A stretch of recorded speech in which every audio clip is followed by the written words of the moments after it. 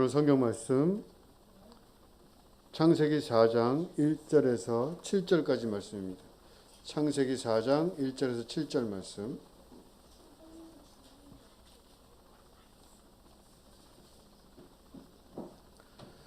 아담이 그의 아내 하와와 동침함에 하와가 임신하여 가인을 낳고 이르되 내가 여호와로 말미암아 등남하였다 하니라. 그가 또 가인의 아우 아벨을 낳았는데 아벨은 양치는 자였고 가인은 농사하는 자였더라. 세월이 지난 후에 가인은 땅의 소산으로 제물을 삼아 여호와께 드렸고 아벨은 자기도 양의 첫 새끼와 그 기름으로 드렸더니 여호와께서 아벨과 그의 제물은 받으셨으나 가인과 그의 제물은 받지 아니하신지라. 가인이 몹시 분하여 안색이 변하니 여호와께서 가인에게 이르시되 내가 분하여 함은 어찌 됨이며 안색이 변함은 어찌 됨이냐. 내가 선을 행하면 어찌 낯을 들지 못하겠느냐. 선을 행하지 아니하면 죄가 문에 엎드려 있느니라. 죄가 너를 원하나 너는 죄를 다스릴지니라. 아멘. 오늘은 어린이부에서 특송을 하겠습니다. 어린아이들의 얼굴을 볼 수 있다는 것만으로도 축복이 아닌가 싶습니다. 어린이부 특송 후에 서원복 목사님께서 가인만큼만 이라는 제목으로 말씀 전해 주시겠습니다.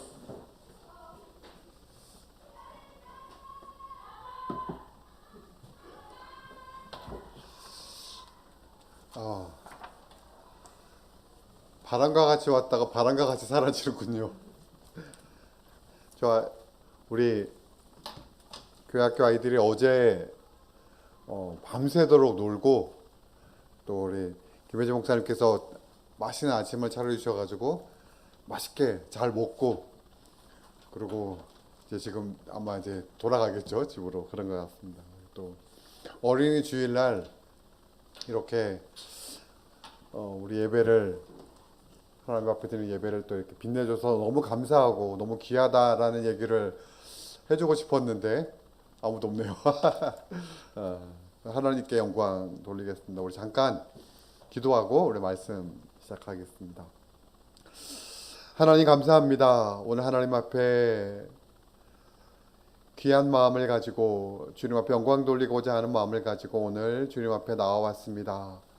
이 예배 하나님께서 먼저 기뻐하시는 예배가 되게 하시고 우리에게는 은혜와 감사가 넘치는 예배가 되도록 주님 인도하여 주옵소서. 감사합니다. 예수님의 이름으로 기도하였습니다. 아멘.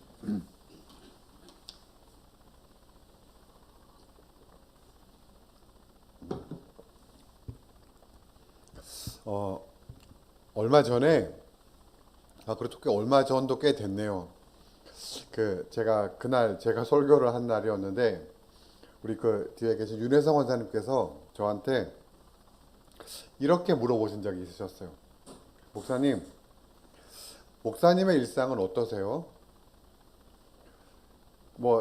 제가 이렇게 설교를 하고 나면 꼭 이렇게 우리 담임 목사님도 일상의 영성을 늘 강조하시니까 저도 일상의 영성 이거에 대해서 말씀을 그날도 드렸던 날이었어요. 근데 갑자기 목사님의 일상은 어떠세요? 물어보시는데 제가 이제 윤회성 원사님을 뵌 지가 얼마 안 됐으니까 저분이 저걸 왜 물으실까? 그런 두려운 마음이 갑자기 확 저한테 드는 겁니다. 제가 받는 느낌은 목사님 일상의 영성 얘기하시는데 도대체 목사님의 일상의 영성은 어떠세요? 이런 질문으로 제가 이제 받아들인 거였어요. 그래서 굉장히 긴장이 됐었습니다. 그런데 다행이라고 할까요? 제 당황스러운 표정을 이제 권사님께서 눈치를 채셨는지 모르겠지만 이제 최근의 목사님이랑 이렇게 말씀을 나누시는 게 그저 평범한 일상의 삶이 어떤가 그런 삶의 이야기가 끝났습니다. 그리고 이제 권사님께서 제가 이렇게 보기에 성격이 유해 보여서 그래서 아내에게도 늘 온유하게 대할 것 같아요. 뭐 이렇게 말씀하시는 걸로 이야기가 끝났었습니다.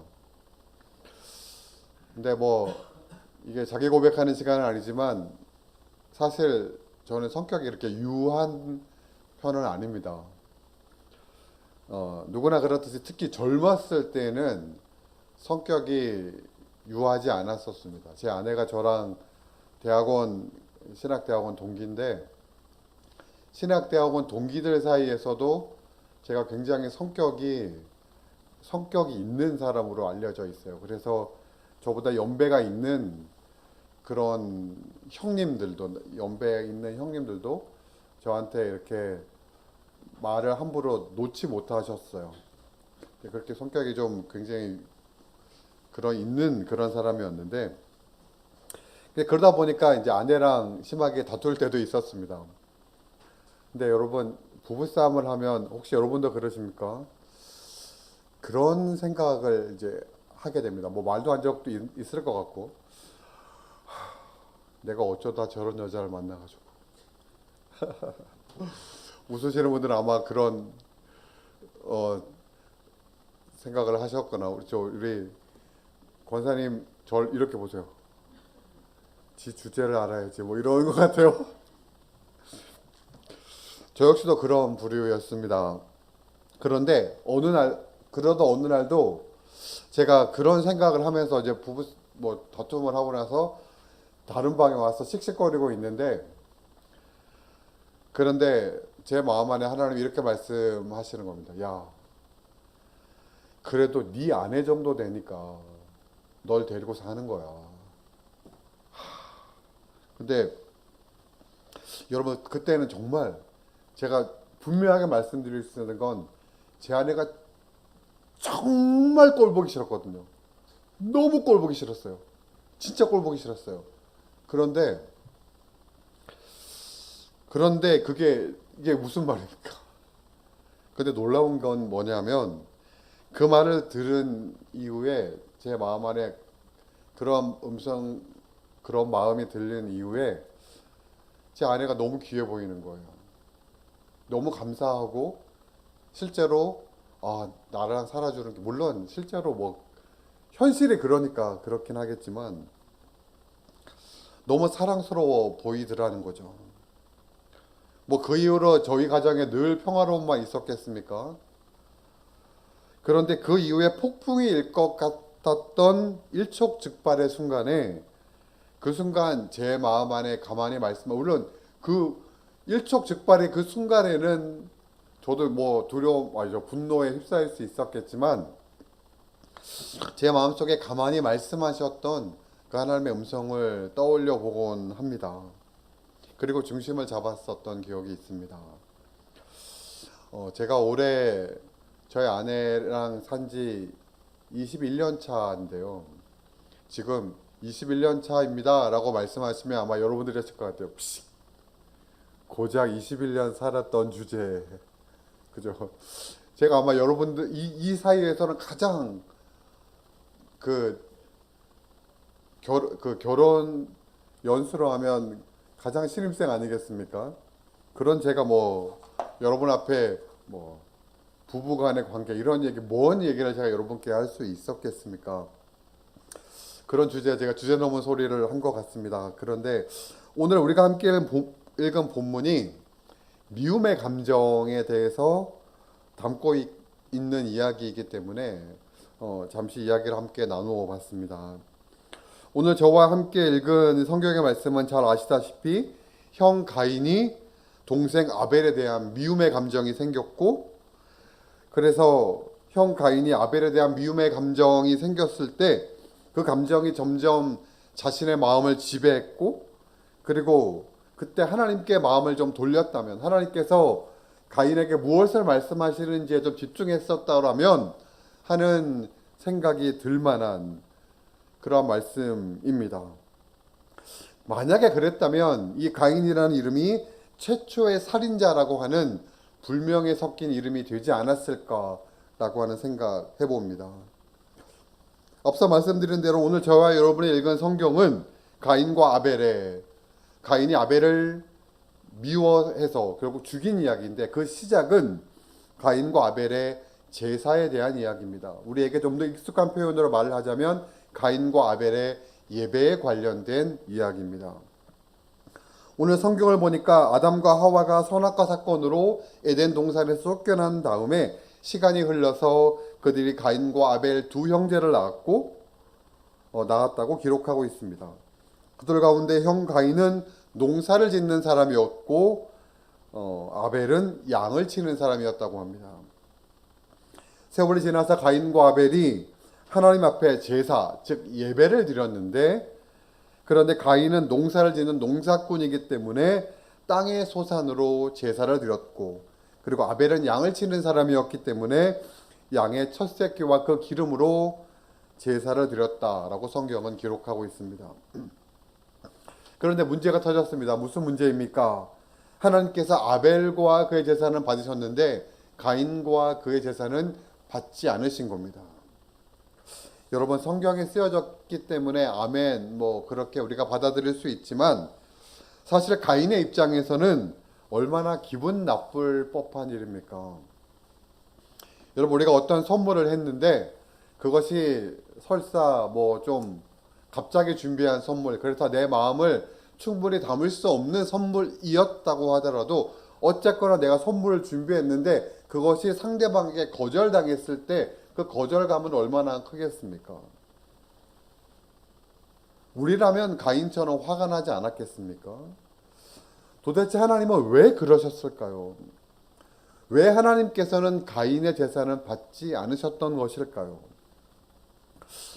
전에 제가 이 설교를 하면서 이런 내용을 말씀드린 적이 있어요. 아벨은 양을 잡아서 제사를 드렸기 때문에, 즉 피의 제사를 드렸었기 때문에, 언약의 제사를 드렸었기 때문에 하나님께서 받으셨지만, 그런데 가인은 그것이 아니었기 때문에 받지 않으셨다. 이것은 제가 설교하긴 했지만 굉장히 많은 분들이 그렇게 이야기하고 있었고, 그럴싸하다라고 생각했기 때문에 그렇게 말씀을 전한 적이 있었어요. 그런데 그러고 나서 제가 어떤 글을 봤는데 이런 글이 또 있더라고요. 이스라엘의 그 피의 제사는 출애굽 이후에 모세의 시내산 언약에 세워진 것인데, 그런데 그보다 훨씬 이전에 드려졌던 가인과 아벨의 제사에 그 피의 제사를 적용한다고 하는 것은 좀 문제가 있는 해석이다. 따라서 우리는 히브리서의 가인과 아벨의 제사를 기록한 걸 보면 아벨은 믿음으로 제사를 드렸기 때문에 하나님이 받으셨고 가인은 그렇지 않았기 때문에 받지 않으셨다라고 해석하는 것이 적절하다. 성경에 기록된 대로 해야 되니까 일리가 있는 말인 것 같습니다. 그러면 또 질문이 됩니다. 도대체 믿음으로 드리는 제사는 뭐지?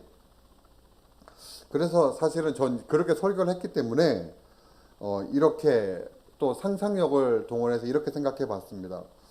가인과 아벨의 제사를 드렸던 것은 아마도 부모님이 드렸던 제사를 받을 것이다.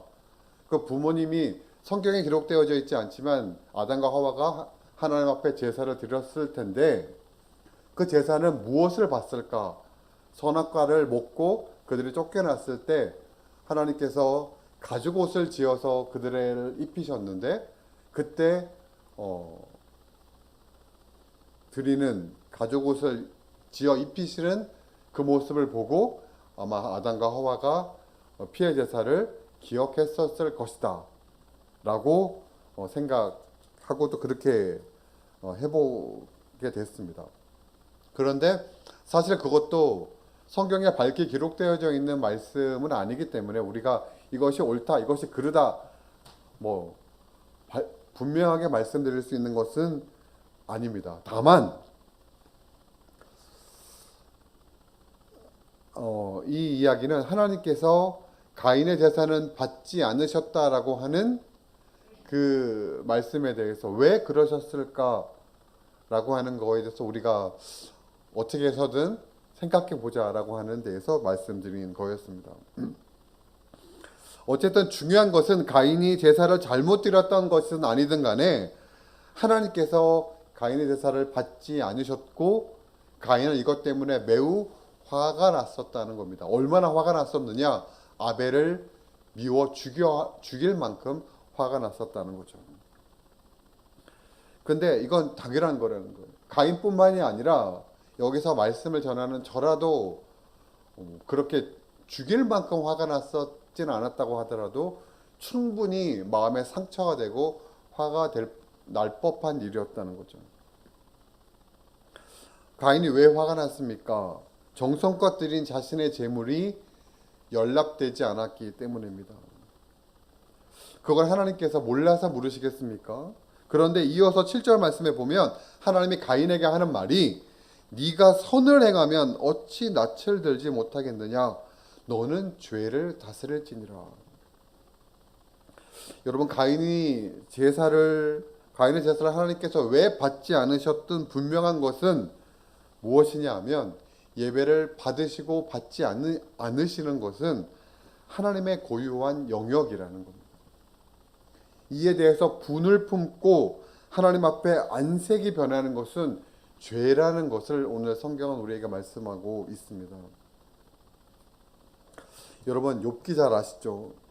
제가 섬태 오기 전에 부임하기 전 마지막 설교도 욥기 말씀을 전했다는 말씀을 드렸는데 그때 또 보면 설교 욥기였는데 욥이 고난을 겪은 이후에 마침내 하나님을 만나게 됐을 때 그때 욥이 했던 고백을 통해 저도 하나님 앞에 그렇게 고백하길 원합니다라는 말씀을 드렸었습니다. 뭐 이렇게 여러분 말씀드리지 않아도 욥기에 대한 내용은 여러분 너무 잘 아실 것 같은데 여러분 욥이 왜 환난을 겪었습니까? 환난 가운데 있는 욥의 몰골이 얼마나 처참했는지 욥기서에 보면 욥의 친구들이 욥을 위로하러 왔는데 7일 밤낮을 욥과 함께 있었는데 아무 말도 하지 못했다는 거예요. 어떻게 위로해야 될지 어떻게 말을 전해야 될지 할 말이 없었다는 거예요. 그 외 욥은 7일이 지난 이후에 자신의 생애를 저주하면서 입을 떼기 시작했다고 말합니다.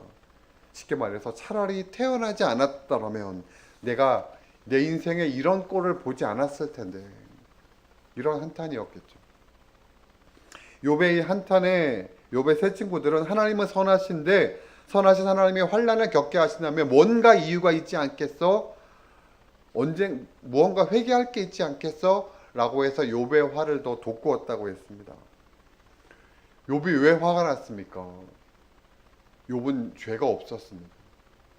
아무리 생각을 해봐도 욥이 아무리 자신의 삶을 되돌아봐도 회개할 만한 죄가 생각이 나지 않는 거예요.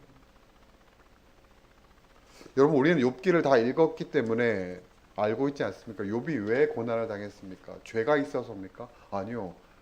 까놓고 얘기하면 엄밀하게 얘기하면 하나님이 사탄과 내기를 하지 않았습니까? 욥이 인생에 고난이 있으면 하나님 원망할걸요? 그래? 해봐. 대신에 그 목숨만 건드리지 말고 해봐. 이래서 욥이 고난 당한 거잖아요. 사실은 욥이 그 계약을 몰랐기 때문에 그 거래를 몰랐기 때문에 그랬지 욥이 알았다면 얼마나 하나님이 원망스러웠겠습니까? 그런데 그래 놓고 하나님께서 욥기 38장에 보면 욥을 엄청 몰아세우세요. 저는 근데 그걸 아무리 읽어봐도 욥이 그 얘기를 듣고 마음이 그 고난받았는 그 억울한 마음이 풀렸다는 걸 상상할 수가 없을 것 같아요. 그런데 그럼에도 불구하고 욥기 42장 말씀해 보니까 욥이 그 즉시 하나님 앞에 회개했다는 거예요. 욥이 어떻게 회개할 수 있었을까? 그 심정보다 더 중요한 것은 성경에서 우리에게 말씀하시는 것은 우리가 삶에 있는 모든 일들에 대해서 도대체 왜? 라고 하는 그 질문에 대해서 우리가 하나님 앞에 취할 수 있는 행동은 그 하나님의 뜻에 온전히 순종하는 것이라는 거예요. 그것이 도무지 받아들일 수 없고 도무지 순복할 수 없고 도무지 내가 인정할 수 없는 사실이라고 하더라도 그것을 받아들이는 것이라는 거예요. 아마도 가인은 왜 하나님께서 내 예배를 받지 않으셨나? 도대체 내가 뭐가 부족한가? 도대체 하나님이 왜 나를 무시하신 거야? 라고 하는 그 마음이 일어날 때에 그럼에도 불구하고 그 하나님의 뜻에 내 예배를 받지 않으시는, 내 제사를 받지 않으시는 그 하나님의 뜻에 순종했었다면 가인의 그 미움의 마음이, 가인의 그 받아들일 수 없는 마음이 자신의 동생 아벨을 죽이는 데까지 나아가지 않는, 죄가 더 이상 그 삶을 엎드리지 않는 그런 삶이 되었을지 모른다는 거예요. 도무지 순종할 수 없는 결과라고 하더라도 순종하는 것, 억지로라도 순종하고 받아들이는 것, 그것이 하나님께서 우리에게 원하시는 것이라는 겁니다. 그것이 하나님의 은혜를 받는 길이라는 겁니다.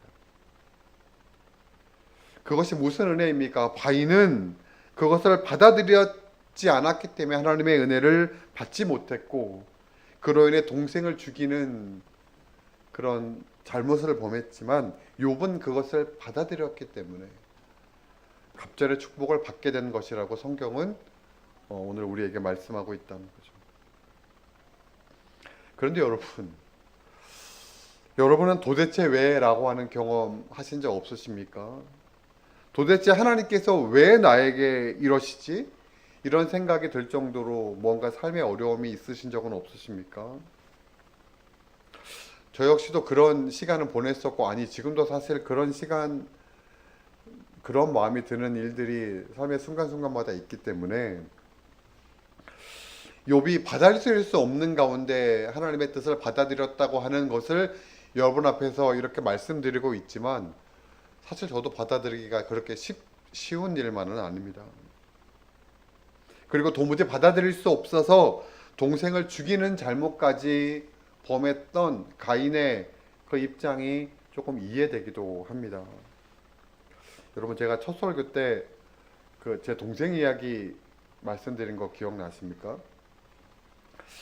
울산에 살고 있는 동생을, 야, 사람은 서울에서 살아야 돼 라고 해서 제가 서울로 동생을 불러왔다고 했어요. 그래서 그 동생을 저희 집에서 열심히 잘 봉양했습니다. 잘 밥도 잘 먹고 하여튼 그렇게 해서 결국에 그 아이가 서울에서 자리를 잘 잡아서 결혼도 하고, 그리고 청약에 당첨도 되고, 그래서 좋은 아파트로 이사도 갔어요. 너무 잘 살고 있습니다. 지금도 여전히 잘 살고 있는데, 그런데 마침 그렇게 동생이 너무너무 이제 잘 되고 잘 되어진 게 어떤 극한에 달았을 때, 너무 잘 되었을 때, 그때가 제 삶의 굉장한 나락기였어요. 그러다 보니까 동생이 어느 날 저랑 둘이 있는데 저한테 그런 얘기를 하는 거예요. 형한테는 참 내가 미안한 마음이 커. 그렇게 얘기를 하는 거예요. 그래서 제가 무슨 말이야. 너라도 좀 잘 되면, 너라도 뭔가 좀 기쁜 일, 감사한 일이 많으면 그게 참 감사한 거지. 물론 진심으로 한 말이었습니다. 진심으로 한 말이었는데, 근데 정말 진심으로 축하해 주었고 진심으로 기뻐해 주었는데, 근데 기쁜 마음만 제 마음 안에 있지는 않았습니다. 아니요. 그때도 말씀드렸지만 굉장히 억울한 마음이 컸어요.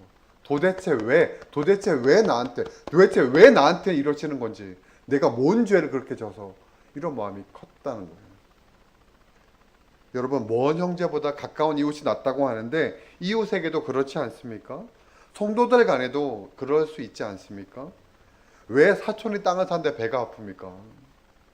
왜 나보다 이웃이 잘 되는 걸 받아들일 수 없습니까? 왜냐하면 어느 정도 해야죠. 저 사람 저렇게 잘 되는데 내 인생에 어느 정도 해야죠. 그래야 좀 박수 쳐주고, 그래 정말 하나님 앞에 감사할 일이야 라고 할 수 있는 것 아니겠습니까? 그런데 성경은 도무지 받아들일 수 없고 그런 절망의 순간에도 하나님의 뜻 안에서 끝까지 순복하는 것, 그것이 은혜라고 말씀하고 있다는 거예요. 반복적으로 말씀드려도 가인은 순복할 수 없는 가운데 순복하지 않음으로 말미암아 더 큰 죄 가운데 나아갔다고 했습니다. 그런데 우리가 오늘 읽지는 않았지만 4장 16절 말씀을 보면 하나님께서 가인에게 표를 주시는 장면이 나와요. 가인이 하나님께서 내 예배를 받지 않은 것 때문에 아벨을 죽였어요. 그래서 두려움에 빠졌죠. 결국에 그것이 하나님 앞에서 밝히 드러나게 되었습니다. 그래서 하나님께서 그를 땅에서 유리하는 자, 떠돌아다니는 자로 만드셨죠. 그렇게 만들 것이라 그러셨어요. 그때 가인이 두려움에 빠져서 하나님, 근데 제가 다른 곳으로 가다가 다른 사람들이 저에게 유해를 가하면 어떡합니까? 그러자 하나님께서 가인에게 표를 주셨죠. 하나님의 표식을 주셨다는 겁니다. 하나님의 뜻에 도무지 순복하지 않았고 결국에 자신의 동생까지 죽였던 천인공노한 죄를 지었던 가인에게 표를 주셨다. 그것이 그 데미안이라는 책에 보면 뭔가 낙인 같은 거로 느껴지기도 하던데 그것도 어떤 낙인 같은 거였을까요? 성경을 잘 보면 그것은 분명히 하나님의 보호하심, 굳이 우리에게 익숙한 표현을 하자면 임마누엘과 같은 표식이었을 겁니다. 왜 하나님께서는 그 당신의 표식까지 주셔서 가인을 보호하셨을 것일까? 마찬가지로 성경은 그 질문에 대해서 침묵하고 있기 때문에 우리가 어떻게 말할 수는 없지만 다만 성경을 보면 우리는 예상해 볼 수 있습니다. 오늘 성경의 주인공 가인은 하나님께서 받지 않으시는 예배를 드렸고 또한 하나님께서 받지 않으시는 것에 대해서 겸손하게 인정하고 받아들이지 않았었지만 그에게는 하나님께서 내 예배를 받지 않으셨다고 하는 것을 깨닫는 민감함이 있었다는 겁니다. 하나님께서 내 예배를 받지 않으셨다고 하는 것에 대한 그 사실에 대한 낙심이 있었다는 거예요. 사랑하는 여러분, 오늘도 우리는 하나님 앞에 예배를 드리고 있는데 오늘 하나님께서 내가 하나님 앞에 드리는 이 예배를 꼭 받으셨으면 좋겠다고 하는 간절함이 여러분의 마음 가운데 있으십니까? 오늘 예배를 하나님께서 만약에 받지 않으셨다면 세상이 무너지는 것과 같은 절망감이 여러분들 있으시겠습니까? 아니면 뭐 안 받으면 말지. 주일에 오늘만 있나? 다음 주도 예배인데? 혹시 이런 마음은 아니십니까? 어떤 미국 교회 목사님이 러시아의 교회에 초청을 받아서 말씀을 전하러 가셨답니다. 그래서 이렇게 설교 단상에 쓰려고 하는데 설교 단상에 의자가 쫙 이렇게 둘러서 있는데 거기에 다 사람이 앉아 있는 거예요. 그래서 그 목사님이 이게 참 신기하다. 여기는 뭐 예배 순서 맡은 사람이 많나 그런 생각을 하셨대요. 그런데 보니까 그 앉은 분들이 다 설교하는 분들이었다는 거예요. 그렇게 쭉 다 설교를 하는 분들이었으니 그 예배가 얼마나 길었겠습니까? 예배가 막 2시간, 3시간씩 막 예배가 이어지는 거예요. 그 예배를 잘 드렸어요. 근데 그렇게 예배를 드리는데 그 교회에 있는 성도들이 한 사람도 움직이지 않고 예배를 집중해서 예배를 드리더라는 겁니다. 그래서 예배가 끝나고 나서 그 목사님이 그 교회 목사님께 여쭈어봤대요. 저희 미국 교회는 딱 1시간 예배를 드리는데 1시간만 넘어가도 막 교인들이 시계를 보고 막 그러는데 여기 있는 분들은 어떻게 그렇게 예배 훈련을 어떻게 드렸길래 그렇게 예배를 잘 드리십니까?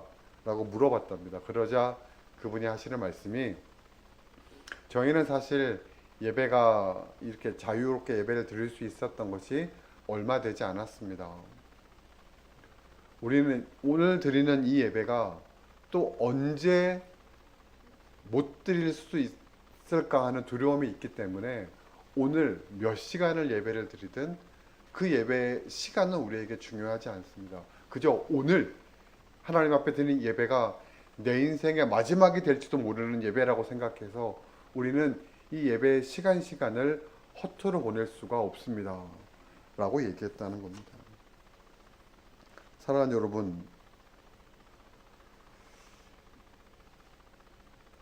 우리는 이전의 경험이 있기 때문에 앞으로 우리의 앞날에 어떤 일이 있을지 알 수 없다고 생각해서 매주일 이렇게 자유롭게 예배를 드리는 날이 마지막이라고 생각한다고 하는 이들의 이 러시아 교회 이 사람들, 이들의 고백처럼 오늘 하나님께 드리는 이 예배가 마지막 예배라면 어떻겠습니까? 우리의 앞날을 알 수 없지만 만약 우리의 앞날을 알 수 있어서 내일 우리가 하나님 앞에 부름을 받아야 한다면 오늘 이 예배가 허투루 드려지는 예배가 될 수 있겠습니까? 이 러시아 교회 성도들은 오늘의 이 예배가 얼마나 중요한지를 알았고 깨달았고 느꼈고 그것을 품고 살아갔었던 사람들이라는 겁니다. 사랑하는 여러분, 우리들은 어떻습니까? 오늘 하나님 앞에 드리는 이 예배가 세상의 그 어떤 예배보다, 세상의 그 어떤 것보다 중요하다는 믿음의 고백이 있으십니까? 앞서 말씀드린 가인은 하나님께서 내 예배를 받으셨는지를 깨닫는 예배에 대한 민감함이 있었다고 말씀드렸습니다. 또한 하나님께서 내 동생 아벨의 제사는 받으셨고 내가 드렸던 예배는 받지 않으셨다는 것에 대한 그 사실에 대해서 분노를 느낄 만큼 예배에 대한 갈급함이 있었다는 겁니다. 하나님의 사랑을 갈급하는 마음이 있었다라고 표현한다면 뭔가 어폐가 있는 표현이겠습니까? 뭐 제가 드린 말이 만약에 그건 좀 억측이 있다라는 생각이 드신다면 그렇다면 우리는 이렇게 하나님의 사랑을 갈급하는 마음이 있습니까? 우리 신앙의 어떤 반열에 끼지도 못하는 어쩌면 하나님께 버림받은 존재처럼 여겨지는 가인도 하나님께 예배드리는 거에 대해서 사람을 죽일 만큼 자신의 동생을 죽일 만큼 그렇게 간절한 마음이 있는데 우리는 어떻습니까? 우리는 하나님에 대한 민감함이 있고 하나님을 사랑하는 마음이 있고 하나님의 내 예배를 꼭 받으셨으면 좋겠다고 하는 갈급함이 있냐는 겁니다. 가인이 하나님 앞에 받은 표식은 하나님께서 함께 하신다는 표식입니다. 좀 더 우리에게 익숙한 표현을 하면 임마누엘이라고 말씀드렸습니다. 사랑하는 여러분, 우리 안에는 임마누엘의 표식이 있습니까? 다른 이가 우리를 보면서 우리의 삶에 늘 하나님께서 함께 하신다는 것을 느낀다고 고백합니까? 우리는 예수 그리스도의 흔적이 있습니까? 주님과 늘 동행하며 살아가고 있고 그 증거를 가지고 살아가고 있습니까? 사랑하는 여러분, 오늘 제가 말씀을 가인만큼만이라고 제목을 정했는데 우리 가인만큼만 예배할 수 있어도 예배에 성공한 인생 아니겠습니까? 가인만큼만 하나님을 향한 민감함이 있어도, 가인만큼만 하나님을 향한 열정이 있어도, 가인만큼만 하나님을 사랑해도 하나님 정말 많이 사랑하는 것 아니겠습니까? 그렇다면 결론적으로 이제 우리가 할 수 있는 것은 무엇이 있을까요? 여러분, 저는 우선 제가 먼저 말씀을 드리면 좋을 것 같습니다. 저는 이렇게 합니다. 제가 이제 샘떡교회에 와서 제가 나름대로 다짐하면서 지키고 있는 게 하나 있습니다. 그게 뭐냐면 그냥 저입니다. 저는 주일에 이것도 자랑할 만한 어떤 그런 건덕스도 없는 거지만 전 주일에 꼭 10시 전에는 교회를 옵니다.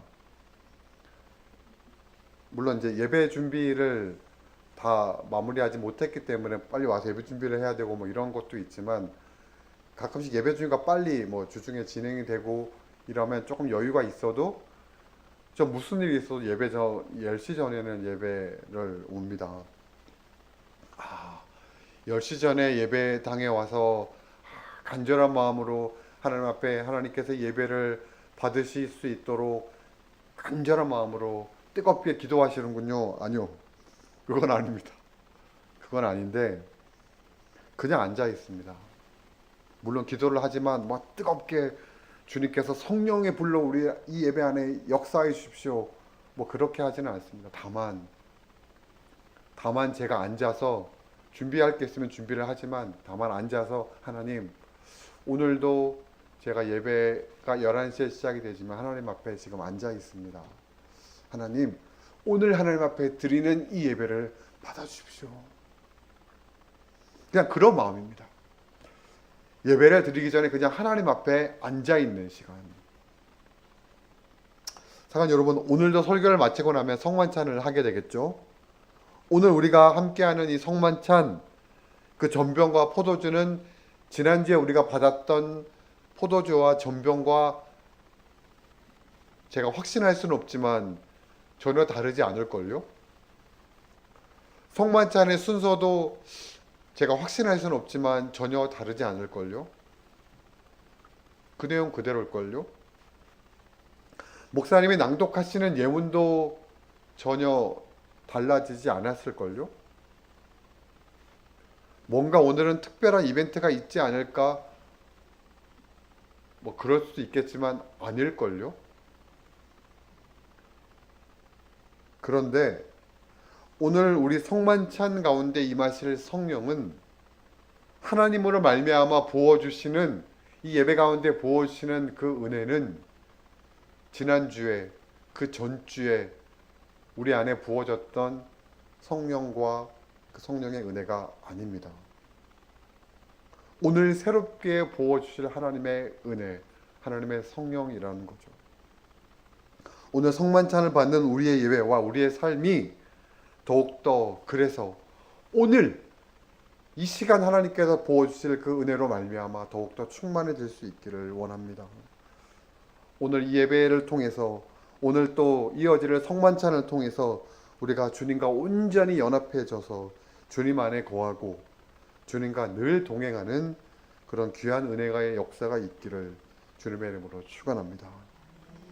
우리의 예배가 가인보다는 아니 가인만큼이라도 사모하고 갈급하는 그런 일이 우리의 가운데 가득하기를 주님의 이름으로 간절히 축원합니다. 우리 오늘 말씀을 기억하면서 묵상하는 마음으로 우리 묵상하며 하나님 앞에 잠시 말씀을 기억하며 정리하며 기도하겠습니다.